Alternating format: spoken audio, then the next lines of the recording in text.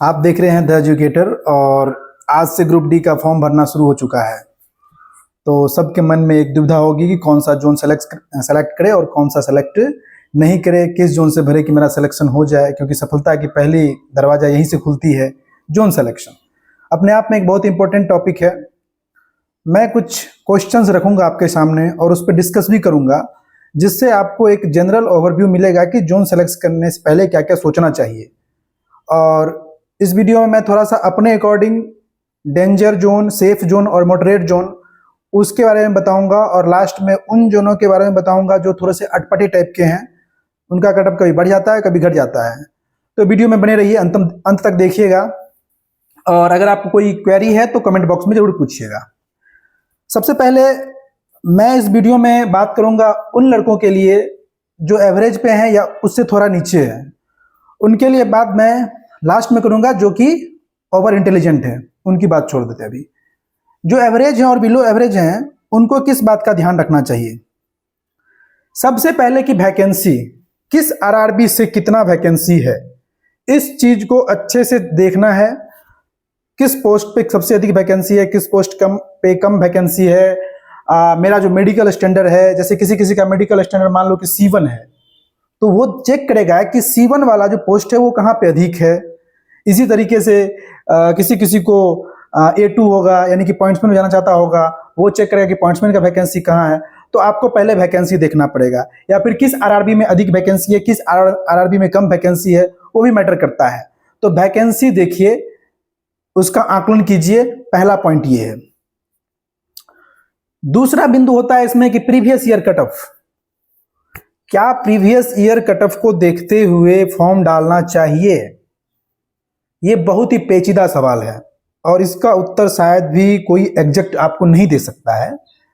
क्योंकि अगर मैं ये कहूं कि इस जोन से पिछले वाले ग्रुप डी में कट ऑफ ज्यादा गया था, तो इस बार जो है सो वहां से कोई नहीं भरेगा, वहां से फॉर्म भर दो।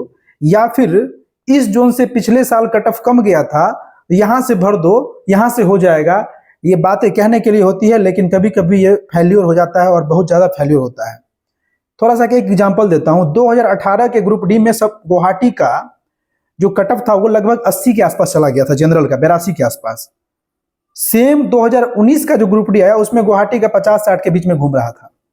क्यों? लास्ट टाइम कट ऑफ अधिक गया, इस बार जो है सो बच्चा वहां भरा ही नहीं, कट ऑफ कम चला गया। काम करता है फैक्टर, लेकिन ये भी ज्यादा श्योर नहीं है कि ये फैक्टर काम कर ही जाएगा। ठीक है, तो ये जो जोन सिलेक्शन है उसमें जो है so previous year cut off देखना जरूरी है। थोड़ा बहुत आप देख सकते हैं, क्योंकि ये बात सच है कि जिस किसी भी जोन का कट ऑफ पिछले साल बहुत हाई गया होगा, वहां पे फॉर्म कम गिरेगा। ये जनरल सेंस है, कॉमन सेंस है, बहुत सारे लोग इस टेक्निक का उपयोग करते हैं। जिस किसी जोन का कट ऑफ सबसे कम गया होगा, हो सकता है कि उसका कट ऑफ इस बार हाई चला जाए। बिल्कुल जो है हो सकता है, क्योंकि वहां से कट ऑफ देख के बहुत सारा आदमी जो है सो उस जोन को सेलेक्ट कर लेगा। ये एक पॉइंट है, और इस पॉइंट को भी आपको ही आकलन करना पड़ेगा, क्योंकि आप एक कह सकते हैं कि लॉजिकली टेक्निकली सोच सकते हो। मैं तो बस आपको पॉइंट बताऊंगा और आपको सोचना खुद है। अगला है कि आपको जो पोस्ट चाहिए, मान लो कि किसी किसी को चाहिए कि वो बनना चाहता है कि इलेक्ट्रिकल डिपार्टमेंट में जो असिस्टेंट AC और TL का पोस्ट है, TL एंड AC टेलीकम्युनिकेशन, वो सबसे बेहतरीन पोस्ट मुझे लगता है। क्योंकि उसमें एक्चुअली जो ऑफिस है, जो SM स्टेशन मास्टर का रूम हो गया, जो टिकट काटने वाला रूम हो गया, उसमें जो भी कंप्यूटर वगैरह होता है, उसका तार वगैरह, सर्वर वगैरह जोड़ने वाला असिस्टेंट का काम करते हो, किसी को वो पोस्ट चाहिए, वो वैकेंसी कहाँ है, वहां से भर देंगे। किसी किसी को जैसे कि पॉइंट्समैन में प्रमोशन का चांस अधिक है, तुरंत जो है वहां से स्टेशन मास्टर बन जाएंगे, तुरंत जो है वहां से गार्ड बन जाएंगे एग्जाम देके, तो वो पोस्ट कहाँ है, वहां जाए। तो डिपेंड करता है कि आपका जो मनचाहा पोस्ट है वो किस बोर्ड में अधिक है, आप वहां से भरिए। तो ये भी एक पॉइंट होना चाहिए कि आपको कौन सा पोस्ट पसंद है। जो एक और इंपॉर्टेंट फैक्टर है वो है डिस्टेंस फ्रॉम होम। क्या होता है कि आदमी को नौकरी नहीं लगा रहता है, तो वो चाहता है कि नौकरी जो है सो हमें कहीं मिल जाए।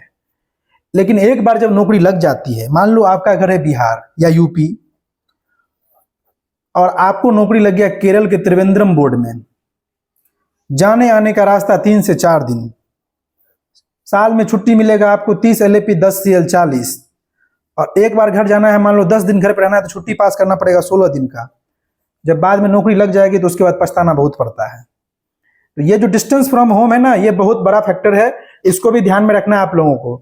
कितने लोग क्या करते हैं, पढ़ने में बहुत तेज होते हैं, ठीक है, वो उनको ये डर रहता है कि मेरा नहीं हो पाएगा, वो त्रिवेंद्रम से या फिर बहुत दूर दूर बोर्ड सेलेक्ट कर लेते हैं, अहमदाबाद कर लेते हैं।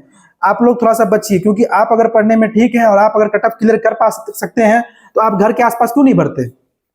आप घर पे आसपास बढ़िए, आपके घर के आसपास जो भी जोन है तकरीबन 12 घंटा 24 घंटा या फिर 30 घंटा तक के डिस्टेंस में आपको अगर लगता है कि वहां हो जाएगा तो आप वहां ही भरिए, क्योंकि ज्यादा दूर भरने से आपको बेनिफिट नहीं होने वाला है। तो ये सारे पॉइंट हैं, ये सिर्फ आपको देखना है कि कौन सा चीज आपके लिए सुटेबल होने वाला है। जिसमें मेरा मानना है कि प्रीवियस ईयर कट ऑफ और नंबर ऑफ वैकेंसी, ये सबसे महत्वपूर्ण पॉइंट है, इसको तो देखना ही देखना है आप लोगों को। और ये तो था उन लोगों के लिए जो एवरेज हैं या फिर कट ऑफ के आसपास घूम रहे हैं। जो इंटेलिजेंट हैं, जिनका हम कहते हैं कि 100 में 80 के आसपास या 75 प्लस मार्क्स आ रहा है, उसको कुछ नहीं करना, उनको अपना होम जोन चुनना चाहिए। जो आपका घर का जोन है आप वही चुनिए, क्योंकि ग्रुप डी की नौकरी है, सैलरी इसकी बहुत अधिक नहीं होती, हालांकि पे कमीशन के बाद हो सकता है अधिक हो जाए। आप घर के आसपास का जोन चुनिए, क्योंकि आप पढ़ने में ठीक हैं और आप कर सकते हैं।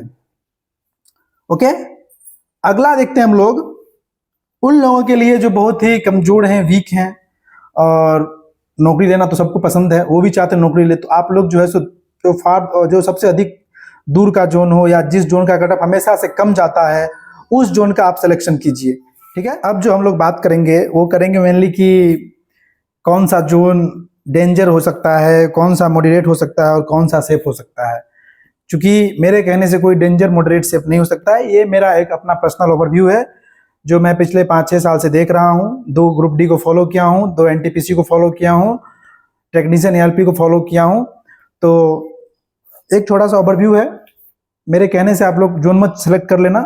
बस मुझे ऐसा लगता है कि डेंजर जोन कौन कौन हो सकता है, जिसमें अजमेर हमेशा से टॉप पे रहा है, कलकत्ता कभी भी कम नहीं रहा है, पटना भी कभी कम नहीं रहता है, चाहे वो रांची हो या चंडीगढ़ हो। इन सब जोन में कितनी वैकेंसी हो जाए, कुछ भी आ जाए, कट ऑफ इन लोगों का लो नहीं रह सकता है। इसीलिए मैं इस जोन को डेंजर जोन में रखता हूं। और यहाँ अगर कोई बच्चा भरना चाहता है तो यहाँ वही भरे जो पढ़ने में बहुत अच्छा हो। अगर जो बिलो हो, एवरेज से भी बिलो हो, वहाँ थोड़ा सा बचना चाहिए उन लोगों को।